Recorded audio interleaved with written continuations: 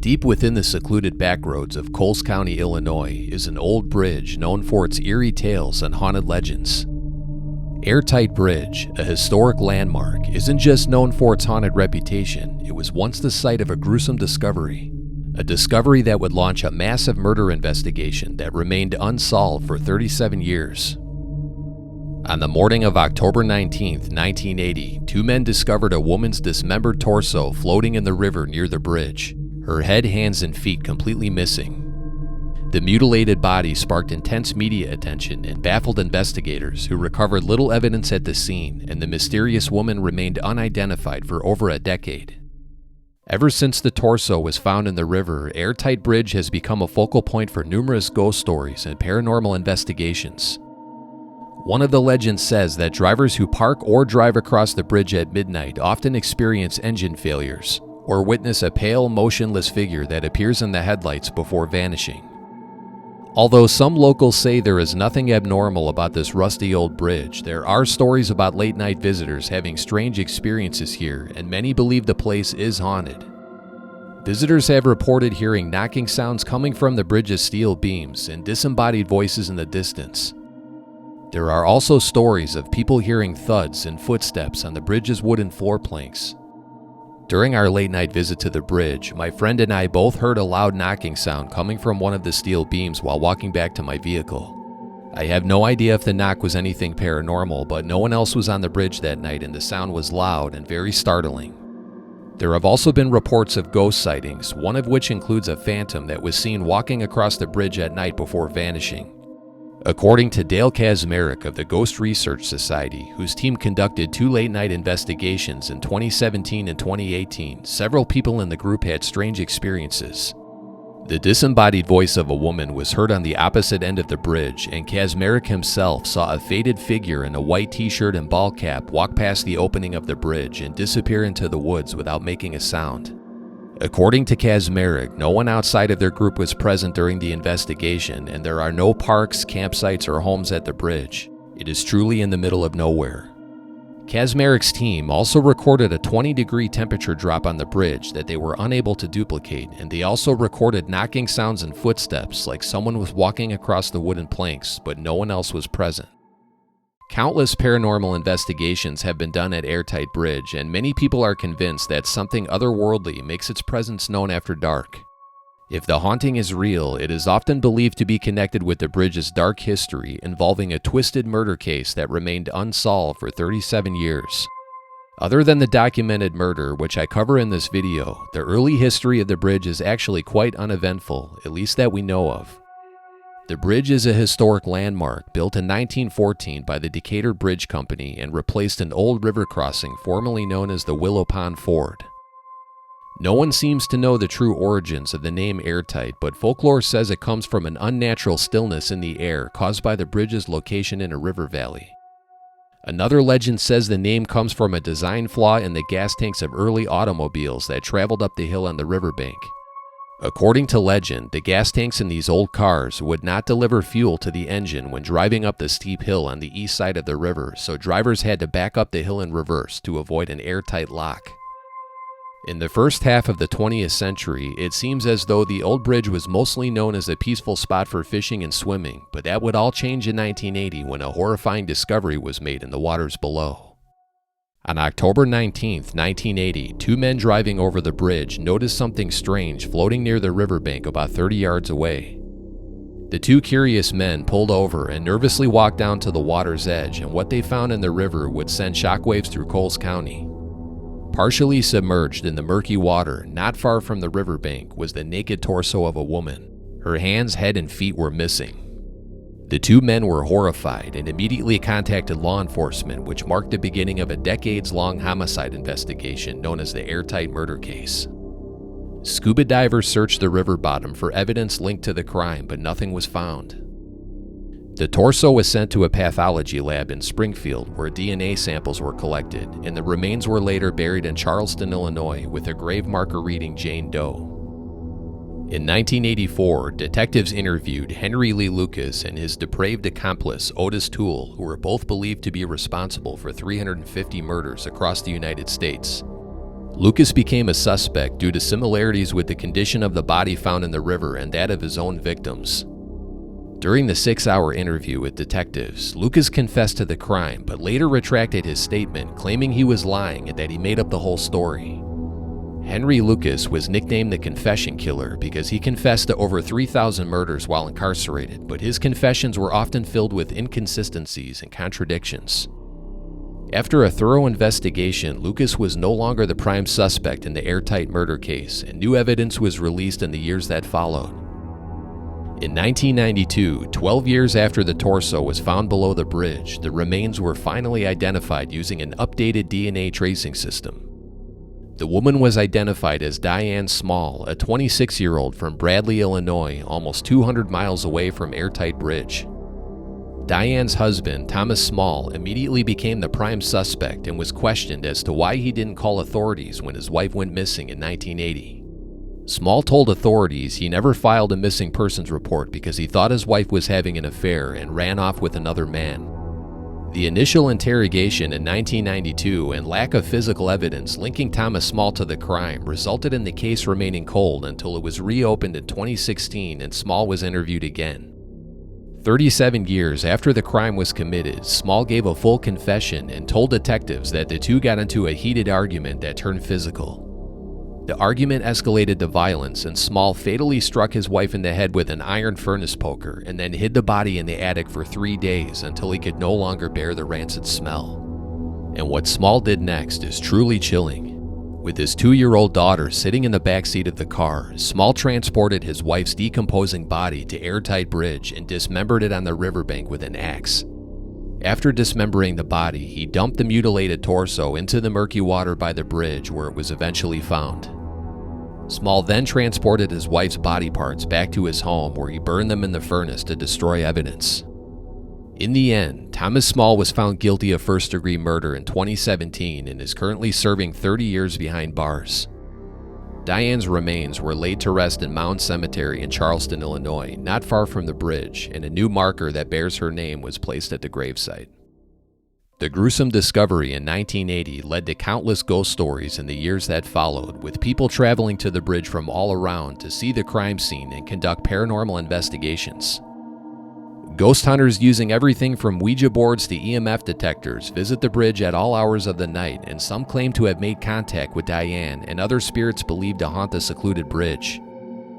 Some locals remain skeptical about the bridge being haunted and say the stories are made up and did not exist before the woman's body was found in the river.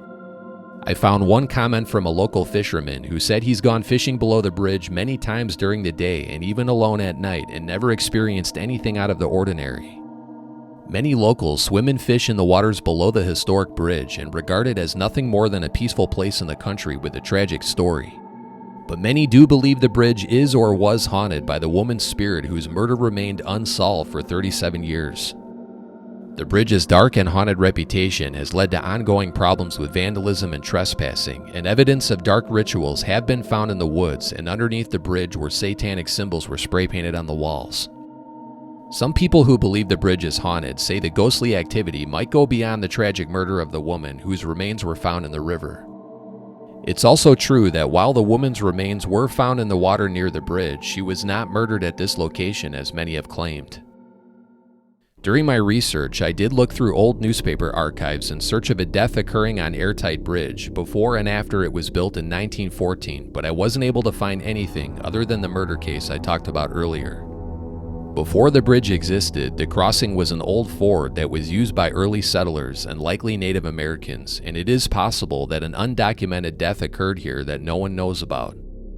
Maybe someone drowned in the river or a bridge worker died during its construction. Haunted or not, the dark and secluded atmosphere of the bridge's location alone is eerie, and it is one of the creepiest places I have ever visited at night. The gravel road leading to the bridge is pitch black after dark, and I had no cell phone reception during my visit. Other than the unexplained knocking sound we heard on the steel beam, I didn't see a ghost or hear any disembodied voices as the legends claim, but I'm open to the possibility of this bridge being haunted. But let me know if you've ever visited Airtight Bridge in Coles County. Did you see the ghost of a woman, experience engine problems, or hear knocking sounds on the steel beams like we did? Share your thoughts and stories in the comments below.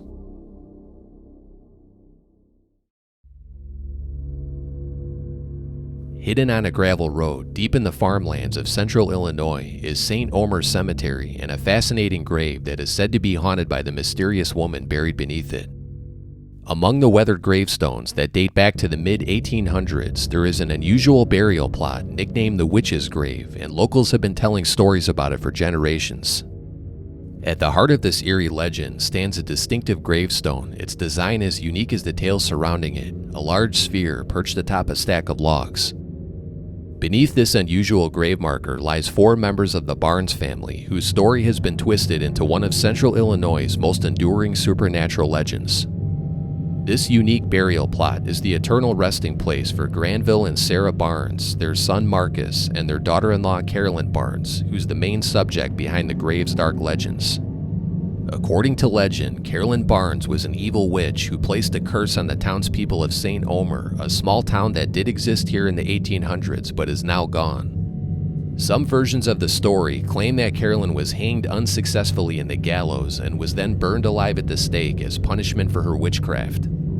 These chilling tales have been fueled by the grave's unusual appearance and the sudden demise of the Barnes family members who tragically died one by one, all within a 4-year time span.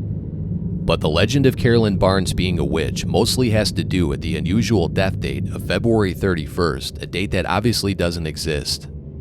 The legend says that February 31st was carved in the stone on purpose to prevent Carolyn's evil spirit from returning from the grave on her true death date, which is believed to be February 26th or 28th. Her true death date is unknown due to inconsistencies on historical records.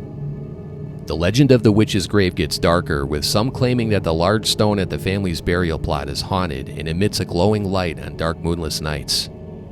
According to a story featured in the book The Illinois Road Guide to Haunted Locations, a group of people driving down the cemetery's road at night saw a soft glowing light coming from the Barnes gravestone.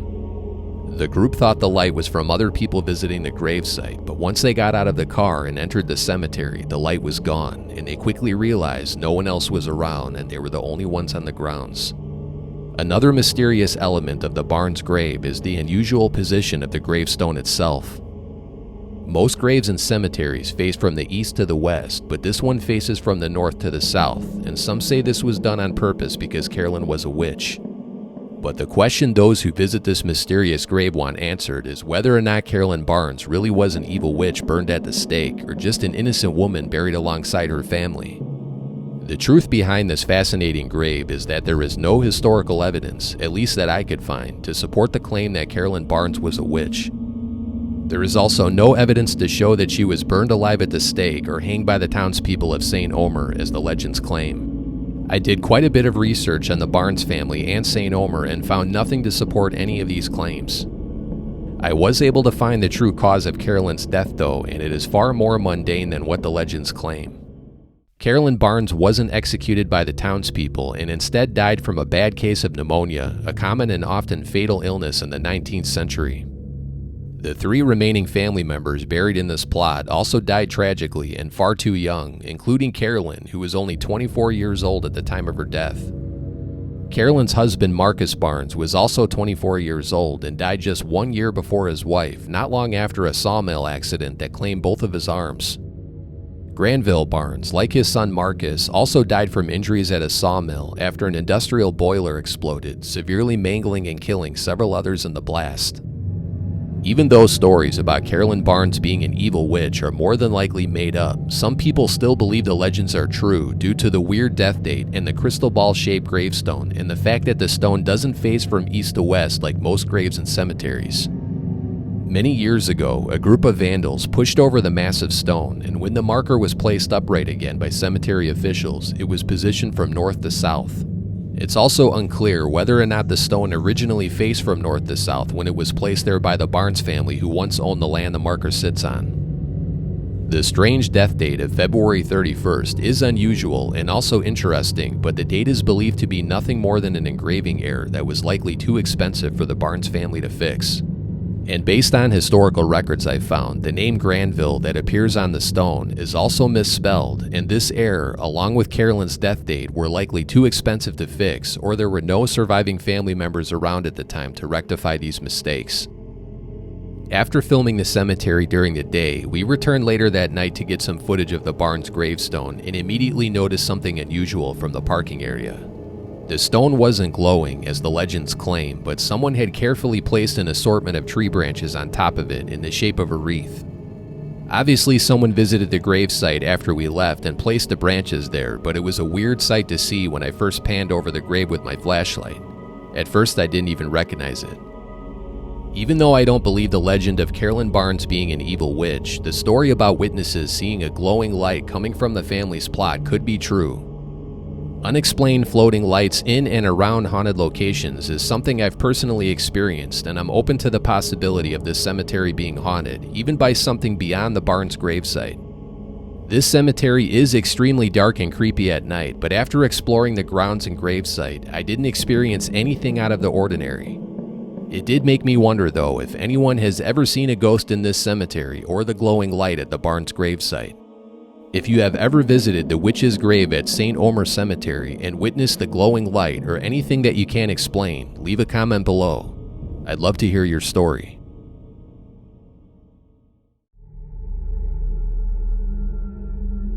Greenwood Cemetery in Decatur is known as one of the most haunted burial sites in Illinois, with numerous legends and ghost sightings that have been reported throughout its grounds for many years.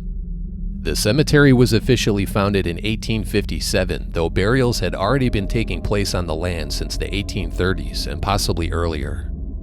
Over 30,000 people are buried here, but most of the earliest graves are now unmarked, their headstones lost and erased by time. As the years passed, Greenwood became one of the largest and oldest burial grounds in Decatur, but it's not its size or age that people talk about. The cemetery is known for numerous legends about mysterious lights and apparitions, a haunted mausoleum, and a ghost who appears on the steps of a memorial plot. Some say the most haunted area of the cemetery is a steep hill in the southwest corner where both Union and Confederate soldiers from the Civil War are buried. The dark story of how Confederate soldiers ended up being buried in the same ground as Union soldiers is tragic, and it's believed to play a major role in the cemetery's purported haunting. The main legend centers around a grim event that is said to have taken place in 1863 during the Civil War. A train full of Confederate prisoners was headed from the Deep South to Camp Douglas, a POW camp in Chicago that was known for having one of the highest death tolls in the Union. The train never made it to Camp Douglas, though, because an outbreak of yellow fever took the lives of the Confederate soldiers on board, and their lifeless bodies were unloaded at the station in Decatur. As the story goes, the dead soldiers were transported by wagon to Greenwood Cemetery nearby and buried in a mass grave at the base of a hill right below the graves of Union soldiers. What's even worse is that, according to legend, some of the Confederate soldiers were buried alive in a shallow grave, all without a ceremony or even headstones. Then in the early 1900s, heavy rain caused the Sangamon River to flood the cemetery and erode the hill in a massive mudslide, washing away hundreds of corpses, including Confederate soldiers. The corpses were lost in the floodwaters, and many were never recovered, but some were later found and reburied in unmarked plots, as the story goes. To this day, Greenwood Cemetery has no monument to mark their place and no stone to bear their names, but if the legends are true, their presence is still felt and sometimes seen. Stories about ghost sightings at Civil War Hill have been reported by cemetery visitors for many years. In one eerie story, a woman said she was walking up the hill at night when her dog started growling and something lurking in the distance. When the woman looked ahead, she saw a man in an old military jacket walking up the hill and fade into the darkness without a trace. In another story, a young man walking along a road in the back of the cemetery was approached by a man wearing a military uniform that looked old and tattered. In a distraught voice, the mysterious man asked for help, but before the young man could even say a word, the man disappeared without a trace. Others have claimed to experience an uncomfortable feeling near the graves of the Civil War soldiers, and there are also stories about visitors hearing voices and the sound of marching when no one else is around. During my visit to the Civil War monument, I ended up recording a strange sound on accident while recording random shots of the soldiers' graves. If you listen closely as I pass the memorial statue, you can hear what sounds like a woman's voice.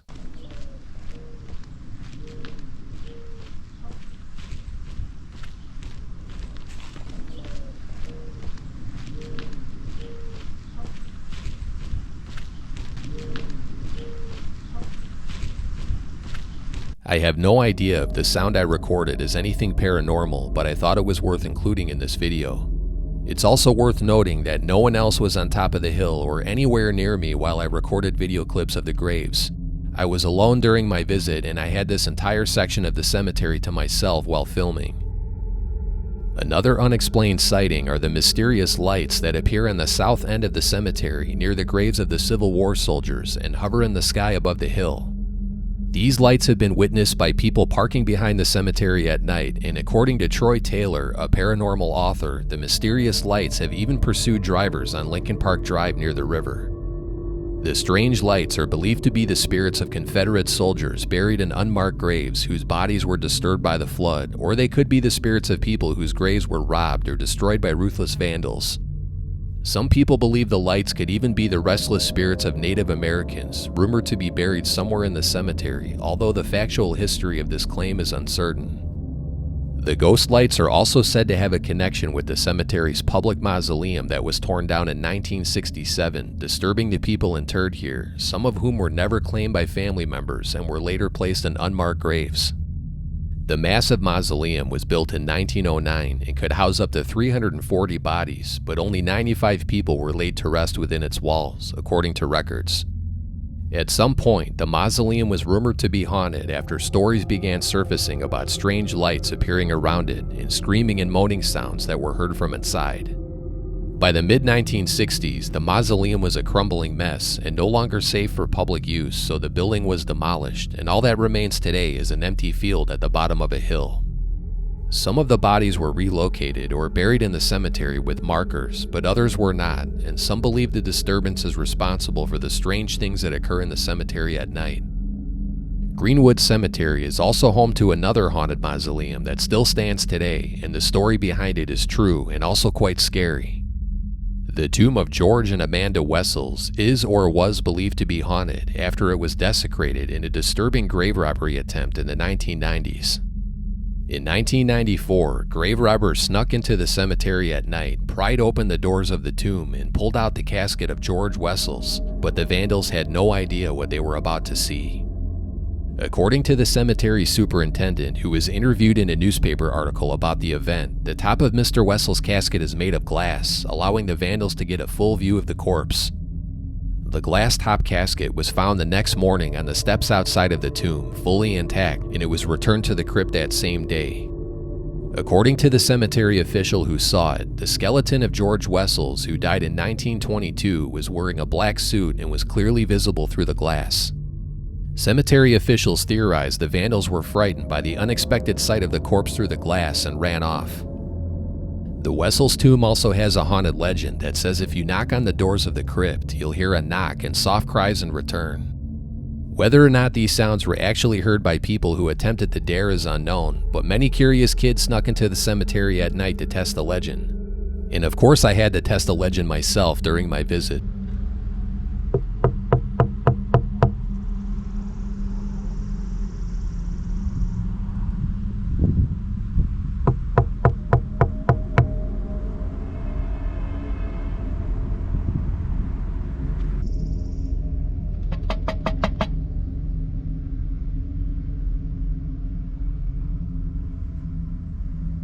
In 2013, the metal doors of the tomb were covered with a stone slab to protect the glass coffin and prevent vandals from breaking in again.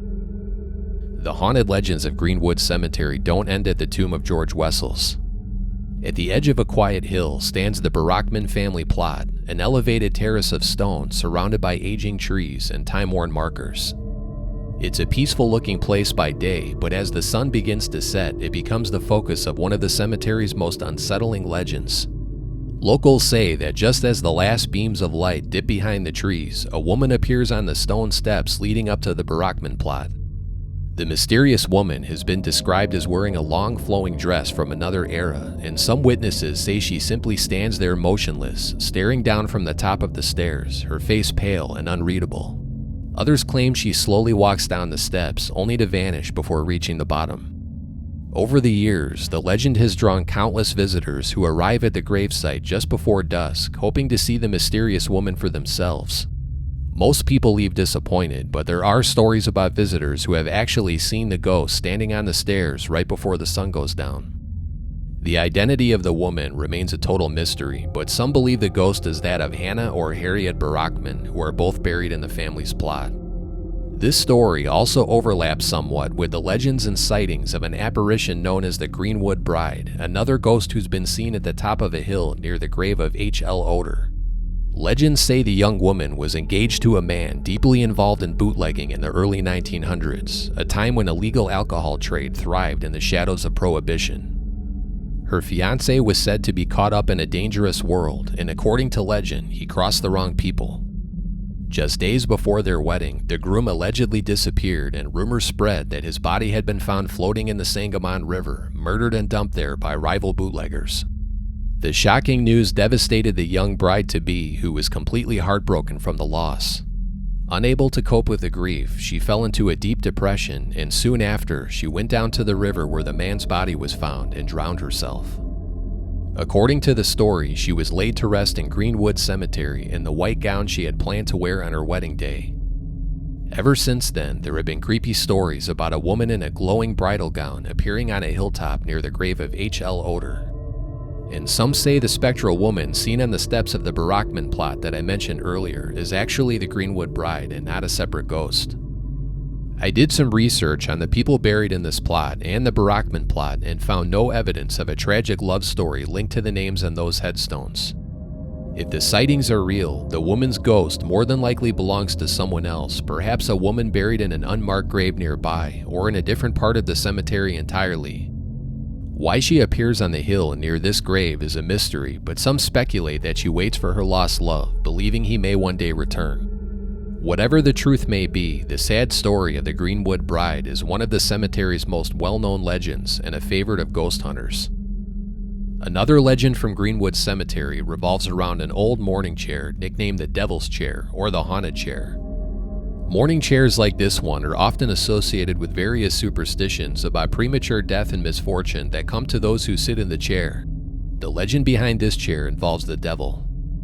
According to folklore, if you sit in this chair at a certain time, typically midnight, you can make a pact with the devil and you will be granted anything you want for 7 years, but when 7 years is over, the devil will claim your soul. Another version says that anyone who sits in this chair will die within 1 year or bring bad luck upon themselves. Even though the legends of the Devil's Chair are purely folklore, there have been stories about people sitting in it and having bad luck soon after. Whether or not the Devil's Chair has actually caused anyone's death is unknown, and even though I doubt the legend, I decided it was probably best not to sit in the chair during my visit. While most of the legends of Greenwood are centered around the graves inside the cemetery, the forest right outside the gates is the setting of a scary story involving grave robbery, rituals, and an unsolved murder. Just past the cemetery's southern border lies a dense patch of woods long known to locals as Hell's Hollow. At first glance, it looks like any other forest in Illinois, but in the late 1930s, it became the center of a chilling urban myth fueled by fabricated newspaper reports and real-life bloodshed. In 1937 and 1938, a series of articles appeared in the Decatur Daily Review and other local papers claiming that a secret terror cult operated in the woods of Hell's Hollow. According to the reports, hooded figures gathered deep in the forest under the cover of darkness, slipping through the cemetery fence to rob graves and perform bizarre rituals beneath the moonlight. These sensational stories claim that the cult members, dubbed the Hounds of Hell's Hollow, dug up graves, removed gold teeth from corpses, and stole valuables from their coffins. These stories terrified locals, and while there have been grave robberies in the cemetery, there was no real cult. The stories were manufactured to stir the public's imagination and sell papers during the newspaper wars of the 1930s. The stories were likely inspired by a series of murders happening in Decatur around that time, including the unsolved 1930 murder of Melvin Savage. Savage was a groundskeeper at Greenwood Cemetery who was shot to death in the Hobo Jungle, a wooded area near Hell's Hollow and the Sangamon River. His murder, brutal and without clear motive, shook the community and his killer was never caught. Though the tales of the cult were fiction, the fear they generated was very real. The combination of strange woods, the unsolved murder, and exaggerated press coverage transformed Hell's Hollow into something larger than life, a place where death, myth, and mystery collided. Some believe the woods of Hell's Hollow are haunted, and others just feel an overwhelming sense of unease as they approach the fence that separates Greenwood Cemetery from the forest beyond. Is Greenwood Cemetery truly haunted, or are all of the stories and legends simply made up? The cemetery is undeniably old, beautiful, and steeped in history, with roots going back to the 1800s and generations of stories passed down through time. It's a place where fact and folklore have become so deeply intertwined that it's often hard to separate one from the other. Some of the cemetery's most famous ghost stories, like the Greenwood Bride, the Woman on the Barackman Steps, and the Devil's Chair, have little or no verifiable connection to the people actually buried there. The truth about a story of a mass grave of Confederate soldiers and a catastrophic flood that washed them away is unclear. But according to local historian Dale Irwin, prisoner trains did run through Decatur and Confederate soldiers are buried in the cemetery in unmarked graves. But I really want to know what you think about this allegedly haunted cemetery and the other 2 locations I covered in this video. Have you seen a ghost or anything unusual at Greenwood Cemetery, Airtight Bridge, or at the Witch's Grave in St. Omer Cemetery? Leave a comment below. But before you go, I put a lot of time and effort into this video, so if you enjoyed it, please give it a thumbs up and leave a comment. Also, be sure to check out the video you see on the screen and share this video with friends and subscribe to my channel to see more videos like this one. Thanks for watching.